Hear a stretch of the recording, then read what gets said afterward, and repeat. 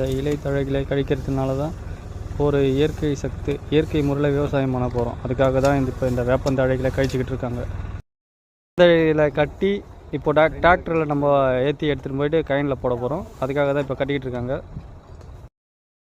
இப்போ தழைகளை எடுத்து வந்து டிராக்டரில் ஏற்றின்னு இருக்காங்க. பார்த்துங்க. இப்போ பார்த்தீங்கன்னா நம்ம அந்த வேப்பந்தழைகளை கழிச்சது எல்லாமே அந்த டிராக்டரில் ஏற்றிருக்கோம். வயல்வெளியில் போய் பரப்ப போகிறோம். பார்த்துங்க. நம்மளுடைய உழவு ஓட்டியிருக்கோம் இந்த கைனி தான். இதில் தான் நாற்று விட போகிறோம். இது வந்து இலைச்சத்து போகிறதுனால பார்த்தீங்கன்னா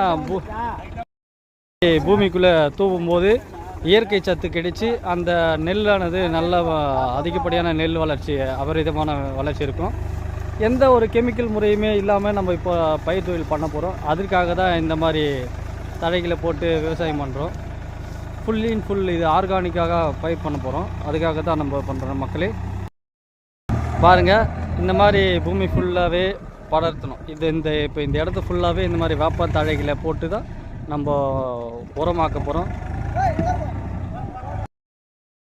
பார்த்திங்கன்னா இப்போ மேன் பவர் நம்ம கம்மியாக இருக்கிறதுனால கொஞ்சம் நமக்கு டிராக்டர்லேயே எடுத்துகிட்டு வந்து அப்படியே கைனில் ஃபுல்லாக தோறும். அப்படியே ஆள் இல்லாத பட்சத்தில் மொத்தமாக எடுத்து வந்து தழையை நடுவில் போட்டு அப்படியே ஒன்று எடுத்து போடுவோம். இந்த ஒரு மெத்தடும் நம்ம பயன்படுத்துகிறோம். இப்படி தாங்க நம்ம இந்த நிலத்தை ஃபுல்லாகவே பரப்ப போகிறோம். பரப்பிட்டு அடுத்தடுத்த வீடியோவில் நான் உங்களுக்கு அடுத்தடுத்த அப்டேட் தரேங்க. பார்த்தீங்கன்னா இப்போது இந்த மாதிரி தாங்க நம்ம கொஞ்சம் கொஞ்சமாக இந்த நிலத்தை ஃபுல்லாகவே பரப்ப போகிறோம். எல்லாரும் ஏன்பா இந்த மரத்தை மொக்கையாக வெட்டிட்டீங்கன்னு கேட்பீங்க. இல்லை, இது வெட்டினா தான் இன்னும் நல்லா துளுத்தி வரும். அதனால தான் இயற்கை வேதங்கள். மீதமுள்ள தடைகளை மொத்தமாக வண்டியில் ஏற்றிருக்கோம். ஏற்றிட்டு போகலாம். பார்த்தீங்கன்னா இது போட்டாக்கா இந்த மீதமுள்ள பேலன்ஸுக்கு செட் ஆகிடும். அதுக்காக தான் இப்போ போட்டுருக்கோம். அது பத்தலைன்னா அதை இங்கே கொஞ்சம் கழிச்சிக்கிட்டு இருக்காரு.